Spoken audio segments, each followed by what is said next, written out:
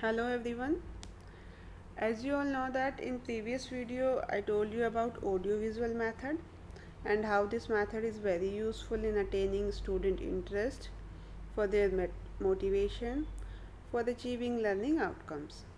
A teacher should have the knowledge of all prevailing methods of teaching so that he or she can use any of them according to the situation. So today's class is all about types of audiovisual aids, how many types are there, and how these aids can be used in teaching learning process. A teacher should select these aids according to the content demand and according to the material that is available in the classroom or outside the classroom. In this video, you will know the types of audiovisual aids and how they can be used in teaching learning process. So let's start. Basically, there are three types of aid: audio aid, visual aids, and audio visual aids. But there are some more instructional aid that that help in attaining our learning outcome. So learning outcomes. So there are basically four types of instructional aid. First is auditory aids, second aids through activity, third visual aids, fourth traditional media, and fifth audio visual aids. So let's discuss one by one. Auditory aids means audio aids. इसमें हमारे कौन कौन से आते हैं? Radio, recording, mic, phonograms, megaphone, microphone and gramophone. These are the audio aids that we use in our teaching learning process. Next is visual aids. There are two types of visual aids. First one is non-projected, second is projected. Non-projected में हमारे there are models, 3D materials, pictures, charts, flannel graphs, boards, cartoons, maps, photographs, flashcard, illustration, posters, printed material is there. Now in projected aids there is epidascope, there is slide projector, there is overhead projector, there is film projector, there is opaque projector. These are visual aids in teaching learning process. Next is audio visual aids. Television is there, video is there, sound motion picture is there in audio visual category. Now aids through activity. These are the activity that will help in achieving our aims, in achieving our learning outcomes. Field trip, models, exhibitions. Now traditional media. These are the methods, or you can say these are the activity that help very much for gaining our aims and objective in teaching learning process. First one is puppet, second is drama, third is folk song and folk dances. Puppet play a very important role in creating interest among the students. Drama is also a very important mode of conveying message to the mass, and folk song and folk dances also play a very important role when we want to deliver some important message to the students. Now let's discuss one by one. The first one is radio. Radio क्या है? Most common form of public education और entertainment का radio माना जाता है. Radio mission क्या हमारा serve करता है? As a vital agency of mass education if use effectively. Means अगर हम रेडियो को बहुत इफ़ेक्टिवली यूज़ करते हैं सो मास को एक पॉपुलेशन को, एक बहुत बड़ी पॉपुलेशन को एजुकेशन देने के लिए ये एक बहुत ही वाइटल एजेंसी के रूप में काम कर सकता है. Now advantages of radio. Radio के एडवांटेजेस क्या हो सकते हैं? If we talk in the context of English learning, so it increased skill in listening. तो अगर हमें जैसे कि इंग्लिश के बारे में अगर हम बात कर रहे हैं तो ये हमारी लिसनिंग स्किल को बढ़ाने में बहुत हेल्पफुल होगा. It will B a very good medium for mass education. Mass education के लिए बहुत ज़्यादा अच्छा है. इट इज़ वेरी इफ़ेक्टिव और डिस्टेंस एजुकेशन के लिए बहुत ज़्यादा इफ़ेक्टिव होता है. And a good radio lesson can be recorded for use eight any appropriate time. और एक अच्छे रेडियो लेसन को आप रिकॉर्ड भी कर सकते हैं किसी भी अप्रोप्रिएट टाइम को उसको पे रीप्ले करने के लिए. ना डिसएडवांटेजेस ऑफ रेडियो. इसके डिसएडवांटेजेस क्या होते हैं? रेडियो प्रोग्राम में और may not be heard by students, sometimes it can be seen कि सुना नहीं, प्रॉपर ऑडिबल नहीं हो पाते. नेक्स्ट इज प्रोग्राम में not seek attention as person is not having eye to eye contact. So attention बच्चों का नहीं हो पाता because eye to eye contact वहाँ पे नहीं होता, सिर्फ आपको सुनना होता है. तो डाइवर्ट हो जाते हैं बच्चे, फोकस नहीं हो पाते. The person is not able to assess the ability of the students. The person who is delivering lecture through the radio, तो वो एबल नहीं हो पाता स्टूडेंट की एबिलिटी को असेस करने के लिए. Next is tape recorder. Tape recorder क्या होता है? Is a portable electronic gadget होता है जिसमें आप रिकॉर्ड करते हो, रिप्रोड्यूस करते हो, इरेज कर सकते हो and record sound on a magnetic tape. एक मैग्नेटिक टेप पे आप साउंड को रिकॉर्ड करते हो, according to the use, according to the situation उसको प्ले करते हो, एडिट कर सकते हो. Now advantages for of tape recorder. Tape recorder commonly available aid है which are economical to use as recording can be erased and the tape reused. Commonly available aid होता है, economical है use करने के लिए, रिकॉर्डिंग को erase भी किया जा सकता है और टेप को रीयूज़ भी किया जा सकता है. Being common household equipment, the tape recorder is easy to operate and it has only few controls. Mostly देखा जाता है कि हर एक घर में टेप रिकॉर्डर मिल जाता है, सो बहुत ही ईजी है ऑपरेट करने के लिए. Next is tape recording in providing flexibility for the teachers to edit and evaluate material. Tape recorder जो है वो फ्लेक्सिबिलिटी टीचर को प्रोवाइड कराता है because if you are finding any irrelevant material in the tape, so आप उसको erase कर सकते हो, एडिट कर सकते हो, अपने मटेरियल को इवेल्युएट कर सकते हो. Next is on the spot event can be recorded and played at any appropriate time for classroom instructions. So आप किसी भी इवेंट को रिकॉर्ड कर सकते हैं और फिर उसे किसी भी अप्रोप्रिएट टाइम पे प्ले कर सकते हैं for giving instruction to the students. Next is tape recorder can make lesson enjoyable when used along with other visual aids. If you are using tape recording in the classroom, and if you are using these recording with other visual aids, so this will create interest, this will create attention among the students and they will learn with, or you can say, in a enjoyable manner. Last is tape recorder play a very important role in teaching music. Music teach करने के लिए बहुत ज़्यादा important tool है. Phonics teach करने के लिए, oral reading के लिए, पोएट्री टीचिंग के लिए, रिसाइटेशन के लिए. नाउ नॉन प्रोजेक्टेड एड्स हमारे कौन कौन से होते हैं in teaching learning process? The first one is chart. Chart हमारे होते हैं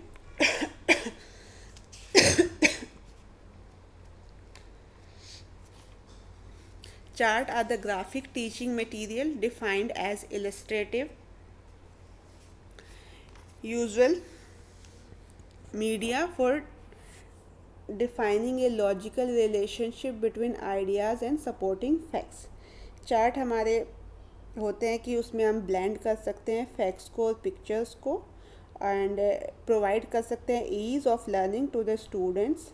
एंड पिक्टोरियल फैक्ट जो हमारे होते हैं are presented through the chart in an orderly और rational manner. So with the help of chart any incident can be displayed in an order. एक order में हम किसी भी incident को display कर सकते हैं. for clarifying various cognitive relations को clarify करने के लिए use किया जा सकता है. so chart should be is of a size so that all students in the classroom should be able to take benefit of it. Chart हमारा इस साइज़ का होना चाहिए कि क्लासरूम में सभी स्टूडेंट उसका बेनिफिट ले सके. If we are not using a proper size of chart, so that will be a great problem.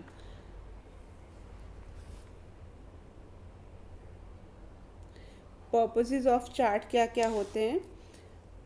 Basically we use chart to motivate student को motivate करने के लिए, to illustrate visual media को illustrate करने के लिए, to depict logical relationship between the main idea and supporting fact और main idea के बीच में एक रिलेशनशिप को शो करने के लिए, chart is very useful in teaching situations में टीच करने के लिए when there is break down of facts और a statement is to be listed and chart is very useful in showing points of comparison. जब आपको comparison दिखाना हो दो या दो से ज़्यादा चीज़ों के बीच में, चार्ट के द्वारा आप दिखा सकते हैं। Chart is very useful in learning situation of depicting organizational and hierarchical structure। जब आपको किसी ऑर्गेनाइजेशन की या हायरकल स्ट्रक्चर्स को शो करना हो, चार्ट यूज़फुल होते हैं। And you can present abstract idea in visual form through the help of chart. आप एब्स्ट्रैक्ट आइडिया को भी विजुअल फॉर्म में प्रेजेंट कर सकते हैं if you are taking help of chart. There are some guidelines to use chart in the classroom, that is attention should be paid for the authenticity and effectiveness that is being displayed in the chart। जो भी आप material या information chart में display करने जा रहे हैं वो ऑथेंटिक होना चाहिए। Chart should contain related information so that it fulfill the purpose and bring clarity to the subject। ये क्लैरिटी देने के लिए होना चाहिए, यूज़ होना चाहिए सब्जेक्ट को। As far as possible chart should be made by the student under the guidance of teacher. Teacher की गाइडेंस के अंडर में ही बच्चों के द्वारा चार्ट बनाए जाने चाहिए अगर पॉसिबल हो सके तो। Next is advantages. क्या क्या एडवांटेजेस होते हैं चार्ट्स को यूज़ करने के। Charts are an effective tool for learning. They create interest among the students। 1 minute।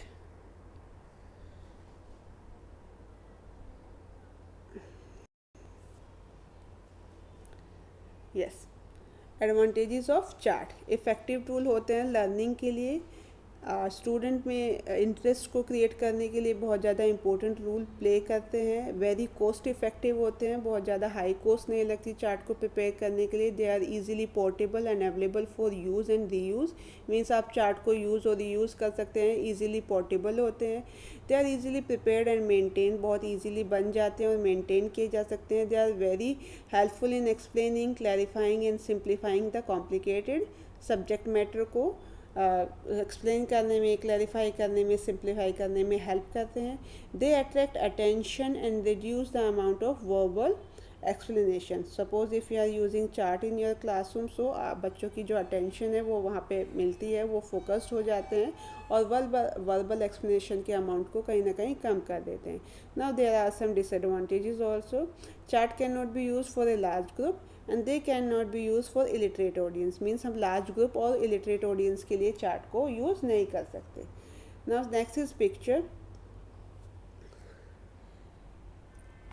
Now pictures are the most commonly available graphic aid होती हैं। पिक्चर्स में हम क्या क्या इंक्लूड्स कर सकते हैं। We can include photographs, paintings, illustrations, clipped from periodical, magazines, newspaper, newsletter, publicity material and calendar। ये मोस्ट कॉमनली अवेलेबल एड होता है जो हम यूज़ करते हैं in our teaching learning process. इसमें फ़ोटोग्राफ्स हो सकते हैं, पेंटिंग हो सकते हैं, या फिर हमारी कटिंग्स होती हैं जो हम मैगजीन से कट कर लेके आते हैं, न्यूज़पेपर कट करके लेके आते हैं, पब्लिसिटी मटेरियल से हम अवेलेबल कराते हैं, या कैलेंडर से हम कट करके लेके आते हैं। सो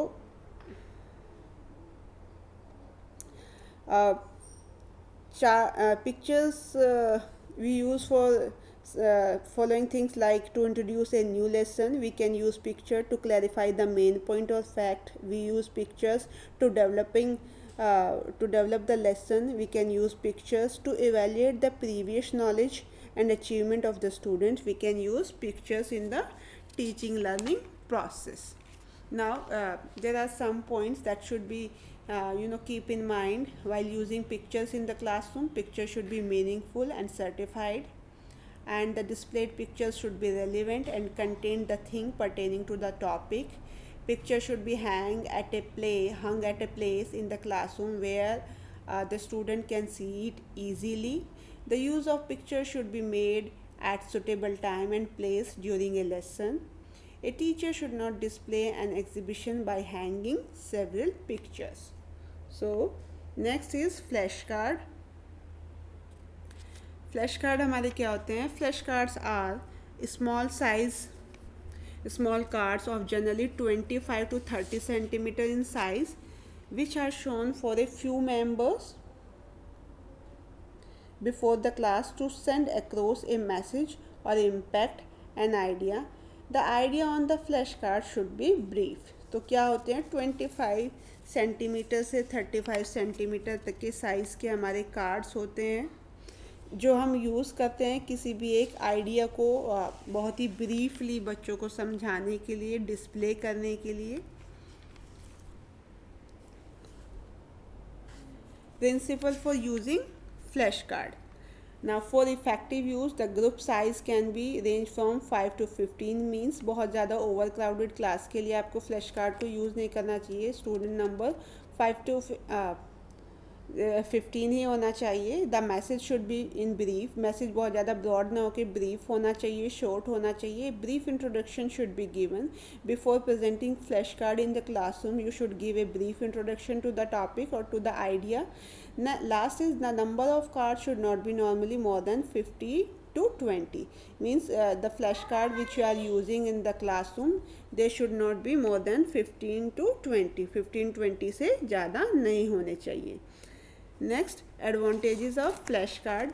Flashcard can be used to introduce करने के लिए यूज़ किया जा सकता है, and for presenting topic को present करने के लिए यूज़ किया जा सकता है.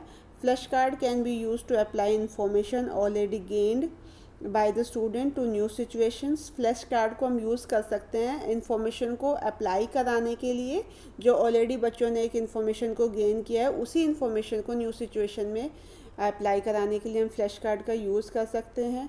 Flash card can be use to review the topic. Topic को रिव्यू करने के लिए यूज़ किया जा सकता है. Use for small group not over than 30 people. Basically हमें फ्लैश कार्ड को स्मॉल ग्रुप पे यूज़ करना चाहिए. 10 to 12 card for one talk can be use. 10 to 15 या 12 कार्ड को ही वन टाइम में यूज़ करना चाहिए. It can be use either individually और in combination with other charts. आप इसको इंडिविजुअली भी यूज़ कर सकते हैं और कॉम्बिनेशन में भी यूज़ कर सकते हैं. Flash card should present an idea. एक आइडिया को प्रेजेंट करना चाहिए, brief idea. Next is display board. Now what is display board?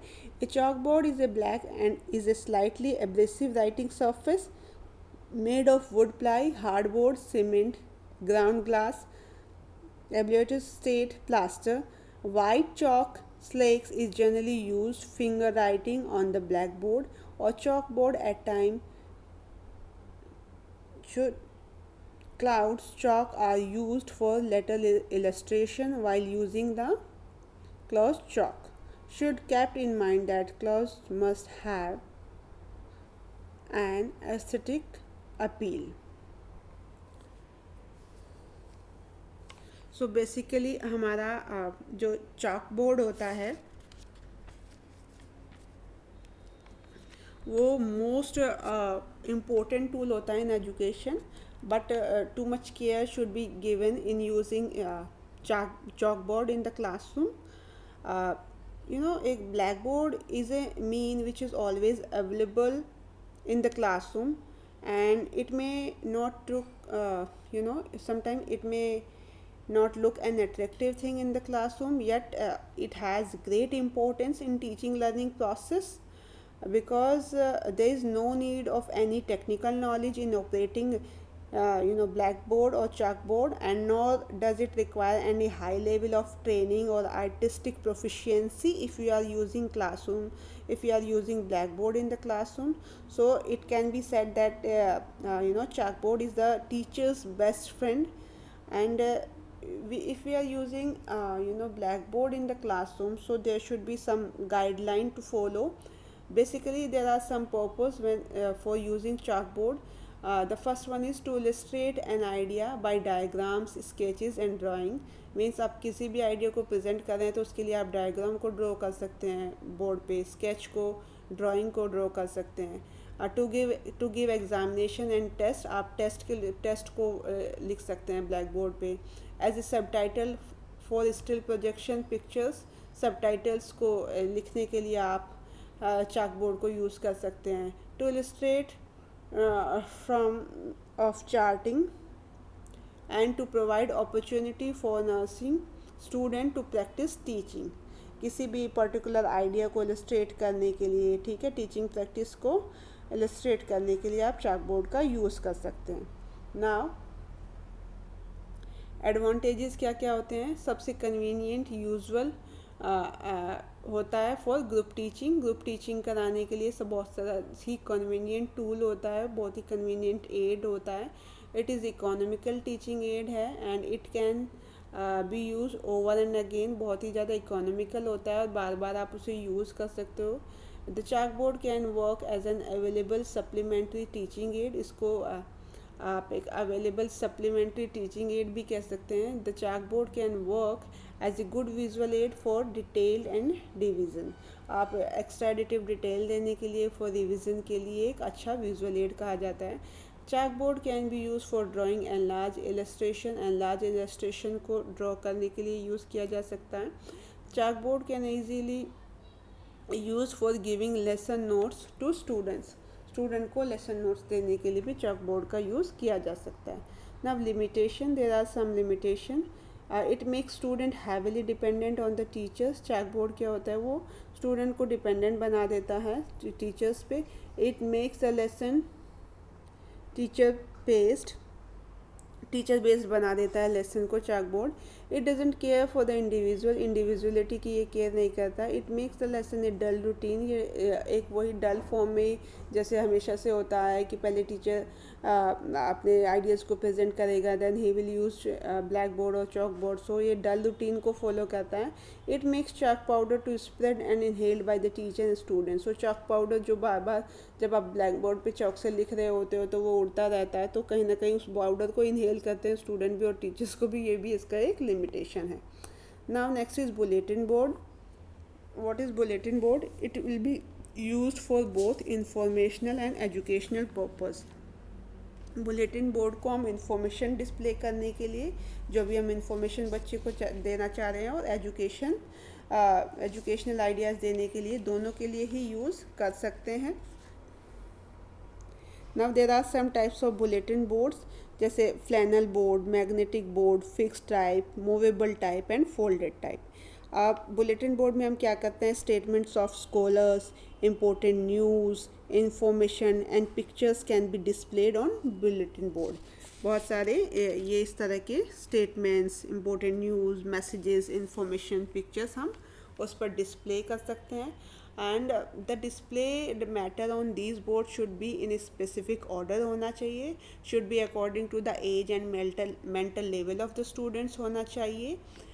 These types of boards should be placed in the school at such a place where the students can, see it easily. So, as a matter of fact, these boards can also be used to display pictures, advertisement, cartoon, chart, graph, news, specific articles from periodicals, creative work of student, etc. Now, purpose of bulletin board, again it will attract the attention of students for effective communication of the intended message, to promote the creativity of the student and the teacher। Student की creativity की चीज़ें जो उन्होंने बनाई हो वो आप display करने के लिए, टीचर की क्रिएटिविटी को डिस्प्ले करने के लिए बुलेटिन बोर्ड का यूज़ किया जा सकता है। Use and effective educational media की तरह यूज़ किया जाता है। Can be use for larger audience के लिए यूज़ किया जा सकता है। एडवांटेजेस क्या है? गुड सप्लीमेंट का काम करता है नॉर्मल क्लासरूम टीचिंग में, स्टूडेंट के इंटरेस्ट को बढ़ाता है टीचिंग लर्निंग प्रोसेस में, स्पेसिफिक सब्जेक्ट्स में। Bulletin board display can be effectively used as a follow up of chalkboard work. Chalkboard work का फॉलो अप लेने के लिए आप इसे यूज़ कर सकते हैं। बुलेटिन बोर्ड में आप कलर को ऐड कर सकते हैं, लाइवलीनेस इससे हो जाती है aid in the classroom, as they have decorative value, because उन्हें डेकोरेट करके बहुत ही इफेक्टिव वे में बनाया जाता है। And bulletin board display can be use to introduce a topic as well as to review it. आप किसी भी टॉपिक को इंट्रोड्यूस करने के लिए भी यूज़ किए कर सकते हैं और किसी भी पर्टिकुलर लेसन को रिव्यू करने के लिए आप बुलेटिन बोर्ड का यूज़ कर सकते हैं. There are some disadvantages also. The first one is bulletin board can not be use for all inclusive teaching. आप हर एक इंक्लूसिव टीचिंग के लिए बुलेटिन बोर्ड का यूज़ नहीं कर सकते. ये एक मेन एड ना होकर हमेशा एक सप्लीमेंट्री एड का रोल प्ले करता है. At times the collection of relevant material from certain specific topic may be difficult because every time relevant material को कलेक्ट कर पाना डिफ़िकल्ट हो जाता है. Arranging the display material is a challenging task for the teacher. Display material को arrange करना भी एक चैलेंजिंग टास्क होता है टीचर के लिए because it requires artistic and creative potentialities. So last is if not use properly may fail in its purpose to convey the centre theme. अगर आप प्रॉपरली बुलेटिन बोर्ड को यूज़ नहीं कर पा रहे हैं क्लासरूम में सो कहीं ना कहीं आप अपने पर्पज में फेल हो जाते हैं जो भी आपकी सेंट्रल थीम होती है उसको प्रेजेंट करने के लिए. Now, flannel board. What is flannel board? Flannel board is also called felt board. This board is prepared of wood, cardboard or straw board, covered with colored flannel or woolen cloths. Display material like the cutouts, pictures, drawing and light objects backed with rough surface like sand, paper strips, flannel strips. So basically pictures can be pasted on this board with a slight pressure and can also be removed after use. In fact, it is extremely useful in displaying the pictures in order to compare various person or things. This board is specifically used to clarify the progressive aspect of the displayed matter.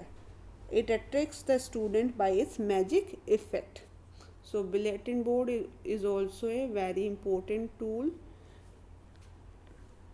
Now there are some advantages of not bulletin board, flannel board. Advantages of flannel board. Flannel board are inexpensive, easily made from local material होते हैं. They are flexible, dynamic, portable, convenient and reusable होते हैं. Easily maintained and transported to remote areas होते हैं. Prepared figure can be reused in various other presentation. आप जो भी आपने फिगर वो प्रिपेयर किया है वो अदर प्रेजेंटेशन में भी यूज़ कर सकते हैं. आइडियल होते हैं for showing sequence of events and reviewing lesson के लिए. It hold attention of students and attractive if properly used. Student की अटेंशन को होल्ड कर सकते हैं अगर आपने प्रॉपरली यूज़ किया है. Can be adopted for group participation कराने के लिए भी आप फ्लैनल बोर्ड का यूज़ कर सकते हैं. Now there are some disadvantages also. First one require considerable advance preparation. बहुत ज़्यादा इसके लिए आपको एडवांस प्रिपरेशन करनी पड़ती है. Artistic ability should be there. Artistic ability होनी चाहिए आप में. Only can be use for a small group के लिए यूज़ किए जा सकते हैं only. May create confusion if sequence of picture is changed. अगर पिक्चर का सीक्वेंस चेंज हो जाता है तो ये कन्फ्यूज़न क्रिएट कर सकते हैं among the students. Not useful for abstract learning. Abstract learning के लिए यूज़फुल नहीं होते हैं. Next is models. मॉडल्स क्या होते हैं आपके? A model is a recognisable representation of a real thing. 3-dimensionally height, weight and depth are left as a reality. This makes the understanding of thing easy and better. So models क्या होते हैं? आप जब real thing का representation class में करना चाह रहे हैं 3-dimensionally होते हैं और ये आपके जो अंडरस्टैंडिंग होती है पर्टिकुलर थिंग्स को लेके उसको इजी और बेटर बनाते हैं. There are some types of models जैसे सॉलिड मॉडल्स होते हैं, कटे हुए क्रॉस सेक्शनल होते हैं और वर्किंग मॉडल्स होते हैं. Now essential qualities of model क्या होनी चाहिए? Model should be accurate, model should be simple, model should have some utility, model should have solidity, model should have ingenuity and model should be useful in the classroom context. Now function of a model. Model का function क्या होता है? Basically it simplifies reality को simplify करते हैं, abstract concept को concrete concept में change कर देते हैं, एनेबल यूज टू रिड्यूस और enlarge object to an observable size. So enlarge object को एक ऑब्जर्वेबल साइज में हमें अवेलेबल करा देते हैं। It provide the correct concept of real object के करेक्ट कंसेप्ट को प्रेजेंट करने में हेल्प करते हैं। Promote creative interest among students, so student के बीच में इंटरेस्ट को क्रिएट करने में हेल्प करते हैं। Next is puppetry. पपेट्री क्या होती है? Puppetry is an education come entertaining aid in which puppet manipulated by the performer is a person termed as characters in a story to be depicted। Puppetry हमारी क्या है कि education entertainment के साथ साथ एजुकेशन देने का एक हमारा ज़रिया होता है। इसमें जो पपेट होती है, जो परफॉर्मर होता है, वो इस तरह से परफॉर्म करता है कि जैसे पपेट परफॉर्म कर रही है और वो से पूरे शो को डिपेक्ट करता है। पपेट एक मैनिपुलेटिव डोल होती है ड्रेस्ड एज ए कैरेक्टर, जिसको हम एक कैरेक्टर का नाम देते हैं, उसको एक डोल की तरह ड्रेस्ड करते हैं। And the performer is a person termed as puppeteer. So performer जो है वो पपेटियर कहलाता है। A good puppeteer has to blend his art with dramatisation to produce the desired effect. A puppet show combines all the performing and fine arts. So performer जो होना चाहिए, puppeteer जो होना चाहिए, वो इतना artistic होना चाहिए कि उस ड्रामा को बहुत ही परफेक्टली, बहुत ही प्रॉपर वे में जो भी डिज़ायरेबल इफेक्ट उसे चाहिए उसके हिसाब से उसे प्रेजेंट कर पाएँ। Now exhibition. What is exhibition? A department of school or a class put up their work for showing it to the people outside the school, and such a show is called exhibition. The piece of work done by student for an exhibition is called exhibits. Means ये exhibition क्या होता है? जहाँ पे आप उस work को display करते हैं, भले ही वो टीचर्स ने बना हो या फिर स्टूडेंट्स के पोटेंट वर्क को आप डिस्प्ले करने के लिए जब आप कोई भी एक शो कर रहे हैं, वो आपका एग्जीबिशन कहला सकता है। इसमें आप स्टूडेंट के क्रिएटिव वर्क को डिस्प्ले कर सकते हैं, उनके टीचिंग लर्निंग मटेरियल को जो उन्होंने उनकी मदद से टीचर्स ने बनवाया है उसको एग्जीबिशन आप लगा सकते हैं। तो इस तरह से। Next is OHP। OHP हमारा क्या होता है? It projects transparencies with brilliant screen image suitable for use in a lighted room, and the teacher faces the class as he uses OHP and class view projection. So part of overhead projector हमारे कौन कौन से होते हैं? Projection head, lens और mirror, focal wheel, projection handle, glass plate, fresnel lens, switch to intense और dimmer, switch for cooling fan, adjustment feet, metal box. So these are the parts of overhead projector. Now next is slide projector. What is slide projector? Slide projector हमारे क्या होते हैं? A slide is a small piece of transparent material. एक transparent material का एक small piece होता है